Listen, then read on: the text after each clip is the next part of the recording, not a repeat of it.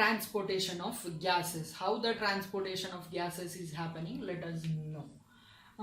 As we already know that the oxygen from the outside, it is entering into the lungs. From the lungs it enters into the alveoli. From alveoli it enters into the blood capillaries. Inside the blood capillaries, blood is present. Into that the oxygen is entering. That oxygen will be combining with hemoglobin. It combines with hemoglobin. Oxygen will be combining with hemoglobin in the blood, and it is converted into oxyhemoglobin. Once it is converted into oxyhemoglobin, this oxyhemoglobin will be moving in the blood capillaries, and once this blood capillary is reaching a cell, once the blood capillary is reaching a cell, what it will happen, this oxyhemoglobin again it will be splitting into hemoglobin and oxygen, and this oxygen will be supplied to the cell. Now the cell inside the cell, this oxygen will be used, and this oxygen will be combining with carbohydrates inside the cell. This oxygen will combine with carbohydrates, and it will be changing these carbohydrates to carbon dioxide, water and energy, and the energy will be produced in this carbohydrates reaction with oxygen, and in this carbon dioxide will be released. This carbon dioxide which is formed in the cells, it will be combining with hemoglobin. It will combine with hemoglobin in blood, and it will be forming the carbamine hemoglobin. It will be forming the carbamine hemoglobin.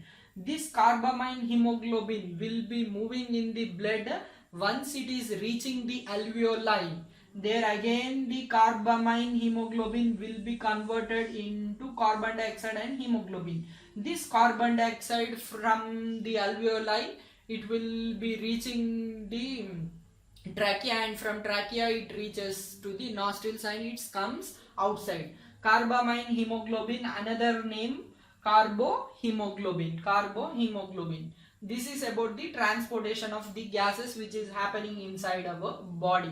First the hemoglobin and oxygen will be mixing with each other. It will be forming the oxyhemoglobin, and this oxyhemoglobin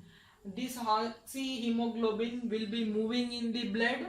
Once it is reaching the cells, at the cellular level, this oxyhemoglobin will be again converted to hemoglobin and oxygen, and this oxygen will be used by the cell. The oxygen will be using by the cell, as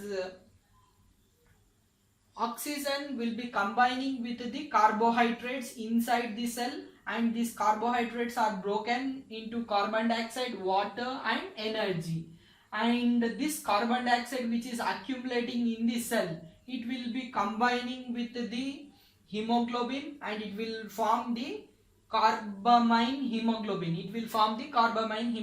This carbamine hemoglobin moves in the blood, and when it is reaching the alveoli,